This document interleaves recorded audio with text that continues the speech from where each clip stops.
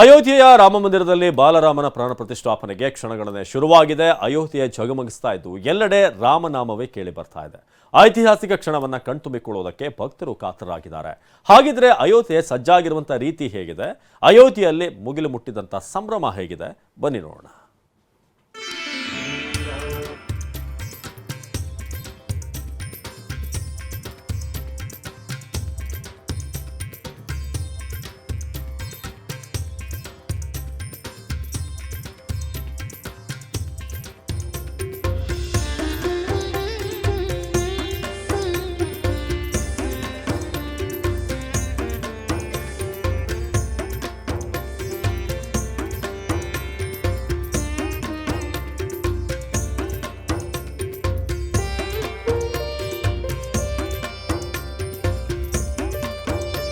ಕೋಟ್ಯಾನುಕೋಟಿ ರಾಮಭಕ್ತರು ಕಾತರದಿಂದ ಕಾಯುತ್ತಿದ್ದ ಆ ಗಳಿಗೆ ಹತ್ತಿರ ಬಂದೇ ಬಿಟ್ಟಿದೆ.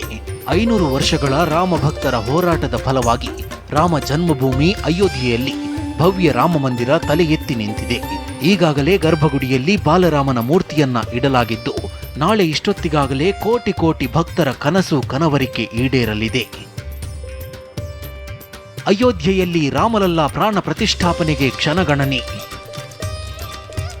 ರಾಮ ಜನ್ಮಭೂಮಿಯಲ್ಲಿ ಶ್ರೀರಾಮ ಹಬ್ಬದ ವಾತಾವರಣ ನಿರ್ಮಾಣ. ಉತ್ಸವ, ಮಹಾ ಉತ್ಸವ, ಹಿಂದೆ ನಡೆದಿಲ್ಲ, ಮುಂದೆ ನಡೆಯಲ್ಲ ಅಂಥ ಐತಿಹಾಸಿಕ ಉತ್ಸವಕ್ಕೆ ಅಯೋಧ್ಯೆ ಅದೇಗೆ ಸಜ್ಜಾಗಿದೆ ನೋಡಿ. ಅಯೋಧ್ಯೆಯ ಬೀದಿ ಬೀದಿಯಲ್ಲೂ ರಾಮನಾಮ ಅನುರಣಿಸ್ತಿದೆ. ಎಲ್ಲಿ ನೋಡಿದ್ರಲ್ಲಿ ಸಂಭ್ರಮ ಎದ್ದು ಕಾಣ್ತಿದೆ. ಮನೆಗೆ ಮೊದಲ ಮಗುವಿನ ಆಗಮನಕ್ಕಾಗಿ ಒಂದು ಕುಟುಂಬ ಅದೇಗೆ ಕಾಯುತ್ತೋ ಅದೇ ರೀತಿ ಬಾಲರಾಮನ ಬರುವಿಕೆಗಾಗಿ ಇಡೀ ದೇಶ, ಅಸಂಖ್ಯ ರಾಮಭಕ್ತರು ಕಾಯ್ತಿದ್ದಾರೆ.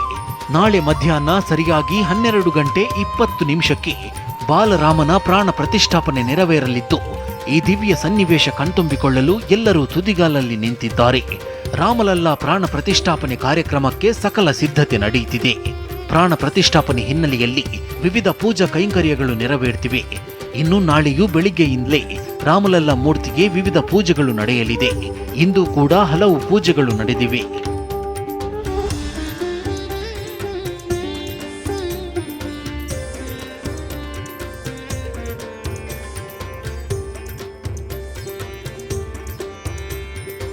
ನಾಳೆ ರಾಮಮಂದಿರ ಗರ್ಭಗುಡಿಯಲ್ಲಿ ವಿಶಿಷ್ಟ ಪೂಜೆ ನಡೆಯಲಿದೆ.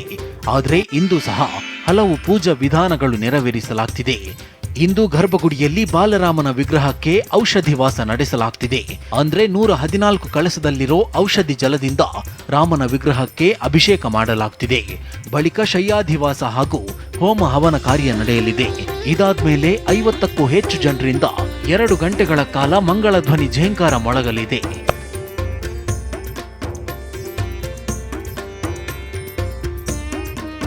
ಇನ್ನು ನಾಳೆ ಪ್ರಧಾನಿ ಮೋದಿ ಏನೆಲ್ಲ ಮಾಡಲಿದ್ದಾರೆ ಅನ್ನೋದನ್ನು ನೋಡೋದಾದ್ರೆ,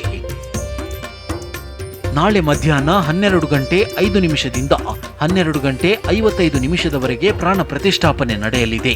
ರಾಮಲಲ್ಲಾ ಪ್ರಾಣ ಪ್ರತಿಷ್ಠಾಪನೆಯಲ್ಲಿ ಪ್ರಧಾನಿ ಮೋದಿ ಭಾಗಿಯಾಗಲಿದ್ದು, ಅವರೇ ಪ್ರಾಣ ಪ್ರತಿಷ್ಠಾಪನೆಯ ಮುಖ್ಯ ಯಜಮಾನನಾಗಿದ್ದಾರೆ.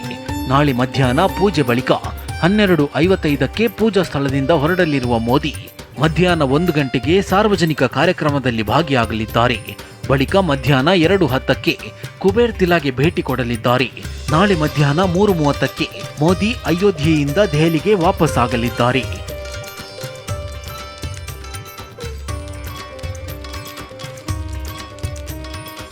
ರಾಮಸೇತು ಸ್ಥಳದಲ್ಲಿ ಪ್ರಧಾನಿ ಮೋದಿ ಪೂಜೆ ಸಲ್ಲಿಕೆ. ರಾಮನ ಪ್ರಾಣ ಪ್ರತಿಷ್ಠಾಪನೆ ಹಿನ್ನೆಲೆಯಲ್ಲಿ ಕಳೆದ ಕೆಲ ದಿನಗಳಿಂದ ಪ್ರಧಾನಿ ಮೋದಿ ವಿವಿಧ ದೇವಾಲಯಗಳಿಗೆ ಭೇಟಿ ನೀಡುತ್ತಿದ್ದಾರೆ. ಮೊನ್ನೆ ಲೇಪಾಕ್ಷಿಗೆ ಭೇಟಿ ನೀಡಿದ್ದ ಮೋದಿ ನಿನ್ನೆ ತಮಿಳುನಾಡಿನ ರಂಗಸ್ವಾಮಿ ಹಾಗೂ ರಾಮೇಶ್ವರಂ ದೇವಾಲಯಗಳಿಗೆ ಭೇಟಿ ನೀಡಿ ಪೂಜೆ ಸಲ್ಲಿಸಿದ್ರು. ಇಂದು ಧನುಷ್ಕೋಡಿಯ ಸಮುದ್ರ ತೀರದಲ್ಲಿ ಕೋದಂಡ ರಾಮಸ್ವಾಮಿ ದರ್ಶನ ಪಡೆದ ಮೋದಿ ರಾಮಸೇತುಗೆ ವಿಶೇಷ ಪೂಜೆ ಸಲ್ಲಿಸಿದ್ರು.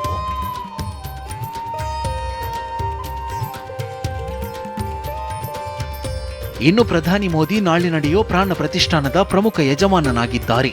ಅವರ ಜೊತೆಗೆ ಇನ್ನು 15 ಜೋಡಿ ದಂಪತಿ ಯಜಮಾನರಾಗಿ ವಿಧಿವಿಧಾನ ಪೂರೈಸಲಿದ್ದಾರೆ. ದೇಶದ ವಿವಿಧ ರಾಜ್ಯದ ದಲಿತ, ಬುಡಕಟ್ಟು, ಒಬಿಸಿಗೆ ಸೇರಿದ ದಂಪತಿಯನ್ನ ಯಜಮಾನರಾಗಿ ಆಯ್ಕೆ ಮಾಡಲಾಗಿದೆ. ಇದರಲ್ಲಿ ಕರ್ನಾಟಕದ ಕಲಬುರಗಿಯ ಲಿಂಗರಾಜ್ ವಾಸವರಾಜ್ ಅಪ್ಪ ಸಹ ಯಜಮಾನರಾಗಿದ್ದಾರೆ.